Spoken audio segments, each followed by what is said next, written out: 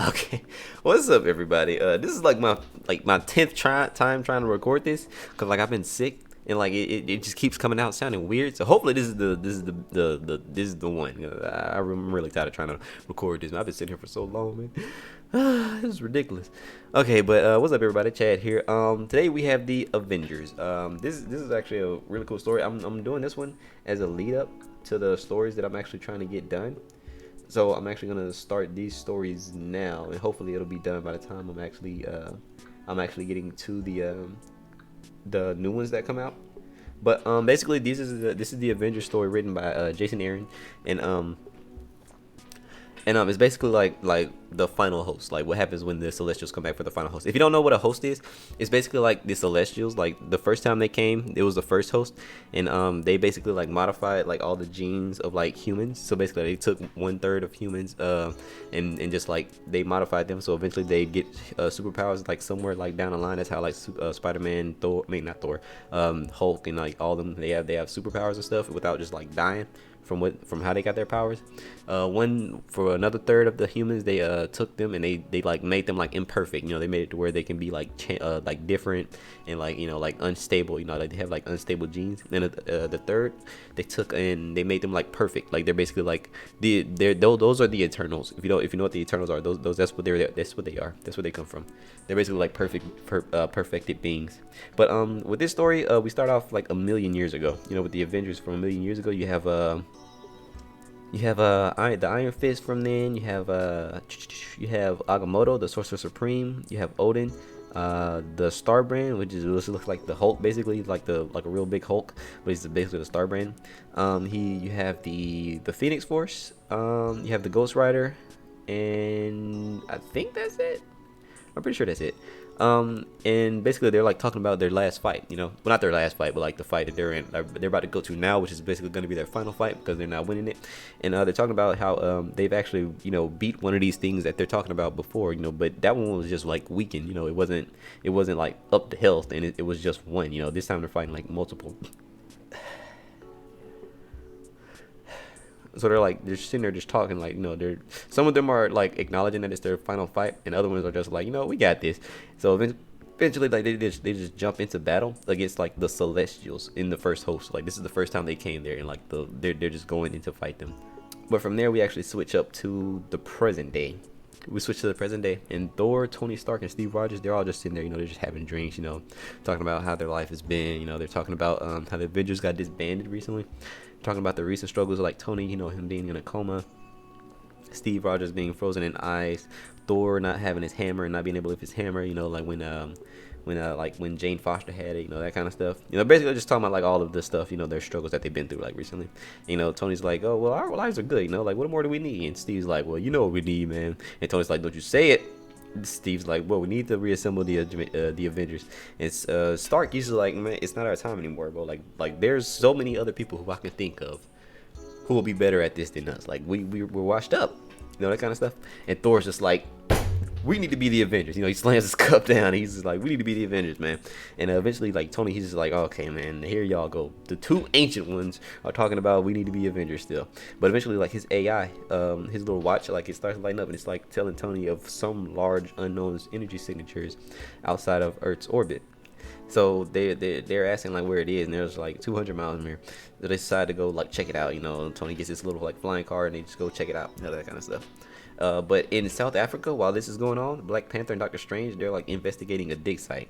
Black Panther went to Strange, was like, can you help me with this? Because like there's like, they go down there, and there's like magic that was actually used there. And Doctor Strange, like he sees it, he's like, okay, there's magic used here. Like this is magic from the first Sorcerer Supreme, Agamotto.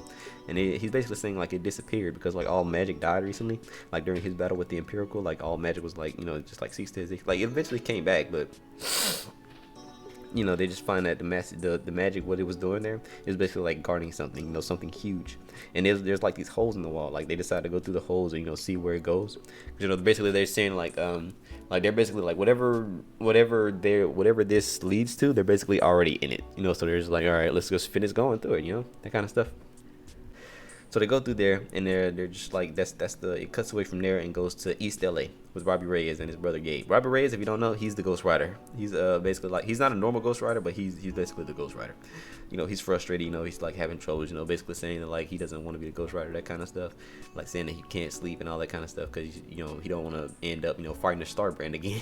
Because he had to go because the Ghost Rider just makes him do stuff. You know, whenever he turns into the Ghost Rider. You know, so from there we transition to Manhattan with Jennifer Walters, the She-Hulk. You know, she's just like walking, you know, trying to keep her cool. But some guy, he's like harassing her, talking about some, oh, what's up, baby? You trying to go get some drinks or something like that? You know, all that kind of stuff. You know, you can go back and meet at my place. You know, that kind of stuff. And she just like lashes out at him. You know, she starts turning green. She starts turning green, and you know, like she's like, you know, about to Hulk out on him, but she like calms herself down.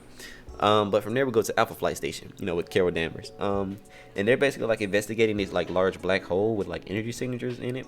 And like Carol Danvers, she like flies to it, basically like that's Captain Marvel. She flies to it, and she's about to get ready to fight. What comes through it, and like a large hand comes to it. Like this hand dwarfs her, and that's just a hand. Like that's not even the rest of the body. So we'll go back to Tony Stark, Steve Rogers, and Thor. You know, they make their way up to the wormhole, but Tony's just like, well, we don't need to go. We don't need to go up there. Like whatever's coming down, coming out of it is like coming down to us. So we might as well just wait, you know.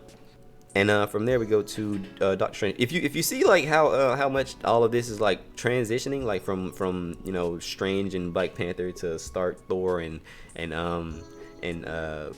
Steve Rogers to Carol Danvers to Robbie Reyes, like that, it's basically like just setting up like all of the Avengers, like people who are gonna be the Avengers team this time around. You know, that kind of thing. That's basically why it's going so fast. You know.